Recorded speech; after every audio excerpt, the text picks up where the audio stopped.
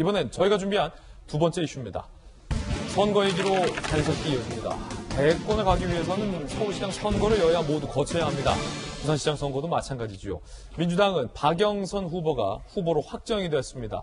이를 상대할 야권의 상대 후보는 아직 정해지지 않았고요. 제3지대에서는 안철수 국민의당 대표만 확정이 된 상황입니다.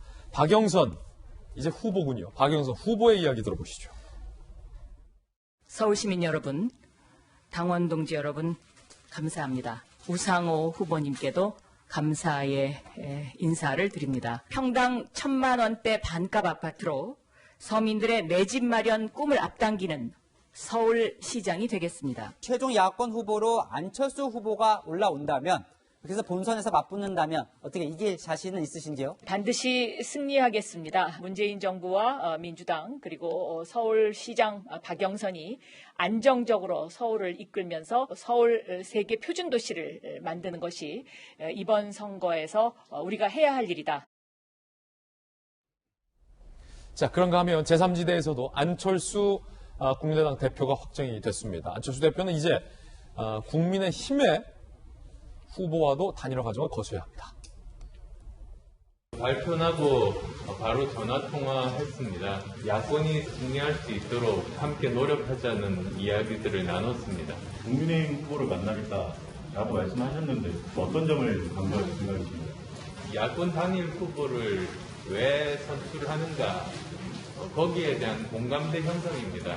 일각에서는 기호 2번 출마에 대해서 좀 대표님께서 여전히 좀 부정적이시다. 그래서 그 부분도 좀 누가 거기서 뽑히더라도 적극적으로 서로를 도와주면서 이번 서울시장 선거를 승리로 이끄는 것이 중요하겠죠. 자, 이재명 기자, 이제 정치 스케줄상 박영선, 여당의 박영선 후보와 상대할 야당의 누군가가 아직은 빈칸이에요. 이 누군가를 가려내기 위한 한 단계로서 제3지대에서 안철수 후보가 이제 대진표가 짜여졌는데, 나경원, 오세훈, 오신환, 조은희, 이 4명의 국민의힘 예비 후보 중에, 이제 4일에 선출되는 한 명과 안철수 후보가 이제 단일화 과정을 거치게 될 텐데, 민주당 입장에서도, 박영선 후보 입장에서도, 사뭇 궁금할 것 같아요. 내가 누구랑 결혼할지.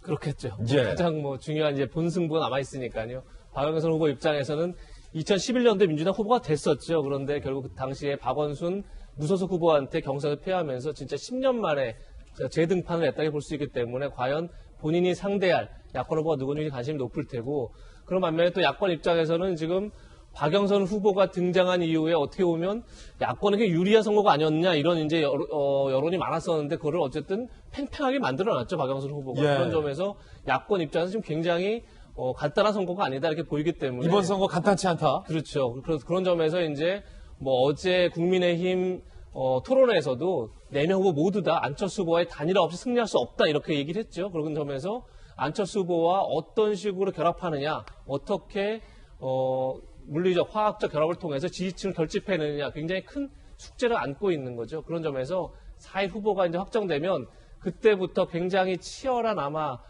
삿바 싸움이라고 흔히 이제 언론에서 표현을 하는데, 과연 여론조사 문항을 어떻게 할지 굉장히 고민이 많을 텐데, 저는 제 개인적 생각이지만 저는 안철수 후보와 그리고 국민의 후보 간에 누가 먼저 던지느냐, 그러니까 누가 먼저 자신의 기득권을 포기하느냐가 더 본인들을 부각시킬 거라고 생각합니다. 그러니까 예컨대 어떤 걸 여론조사를 놓고 경쟁하고 삿바 싸움을 하고 여론조사 문항을 어떻게 만들고 이런 경쟁을 하는 게 아니라, 제가 만약 안철수 후보라면 국민의힘에서 원하는 대로 다 해라 라고 던질 수 있다면, 반면에 국민의힘도 마찬가지로 안철수 후보가 원하는 대로 하겠다 이렇게 던져야 저는 오히려 그게 더 유리한 국면을 만들 수 있다. 그런 점에서 지리한 싸움이 아니라 굉장히 지지층에게 뭔가 희망을 주는 단일화 과정을 거쳐야만 한다, 이런 생각이 듭니다. 그렇군요.